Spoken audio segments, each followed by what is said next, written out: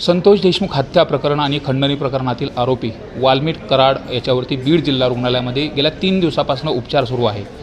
मात्र कारागृहामधील एखादा आरोपी असेल आणि त्याला उपचार करायचा असेल तर सुरुवातीला त्याला या कोठडीमध्ये आणावं लागतं। ही कारागृहात मधून आल्यानंतर जे कोणी आरोपी असतील जे किंवा आरोपी असतील त्यांच्यावरती याच ठिकाणी उपचार केला जातो। विशेष म्हणजे उपचार करत असताना सिक्युरिटीची सुरक्षेची जी काळजी आहे त्या दृष्टिकोनातून ही सगळी काळजी देखील करण्यात आली।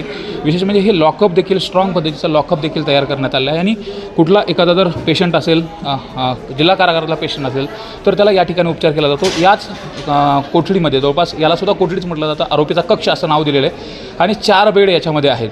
आता एक जो आरोपी आहे त्याच्यावरती आतमध्ये उपचार सुरू आहेत। मात्र इतर जे काही आणखी 3 जवळपास बेड आहेत ते शिल्लक आहेत।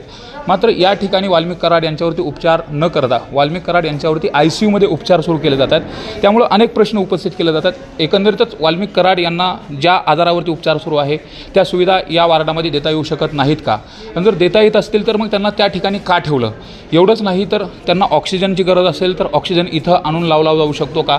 यासह अनेक असे प्रश्न उपस्थित होत आहेत। आणि सुरुवातीला ॲडमिट करत असताना वाल्मिक कराड यांची मध्यरात्री पोटदुखीचा त्रास सुरू झाला आणि पोटदुखीचा त्रास सुरू झाल्यानंतर त्यांना जिल्हा रुग्णालयामध्ये आणलं।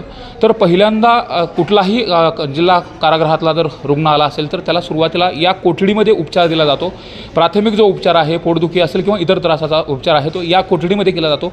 त्यानंतर जर त्याला दुसऱ्या आणि पुढच्या उपचारासाठी गरज लागली, ICUची गरज लागली तर त्याला ICUमध्ये हलवलं जातं। मात्र वाल्मिक कराड यांच्या बाबतीमध्ये अशा पद्धतीची कुठलीही प्रक्रिया पाळली गेली नाही। मग वाल्मिक कराड यांना VIP उपचार का दिला जातोय असा देखील प्रश्न उपस्थित होतो।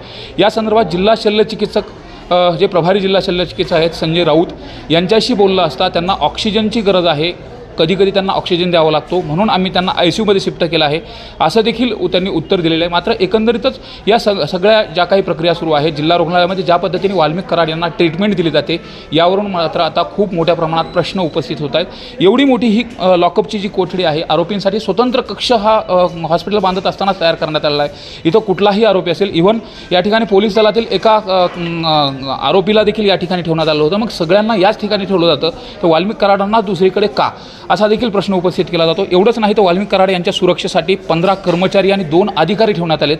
पण जर या ठिकाणी ठेवण्यात आलं असतं तर एका कर्मचाऱ्यावरती देखील इथं लॉकअपमध्ये सुरक्षा झाली असती। मात्र तशा पद्धतीने का केलं नाही या प्रश्नाचे उत्तर मात्र आता जिल्हा रुग्णालय असेल त्याचबरोबर इथलचं प्रशासन असेल ते प्रशासन देणार का हे पाहणं महत्त्वाचं आहे। मात्र बीड जिल्हा रुग्णालयामध्ये वाल्मिक कराड यांची जर खरंच तब्येत बिघडलेली असेल आणि त्यांना ऑक्सिजनची गरज असेल आणि त्यांना ICUचा उपचार घ्यायचा असेल तर त्यांना ICUचा उपचार देणं हे इथपर्यंत योग्य आहे। मात्र ज्या पद्धतीने सुरुवातीला आल्यानंतर पोटदुखीचा त्रास असताना देखील या कोठडीमध्ये न ठेवता त्यांना जर तिकडे ठेवलं असेल तर हे मात्र प्रश्न उपस्थित करणार आहे। सुरेश जाधव, न्यूज 18 लोकमत, बीड।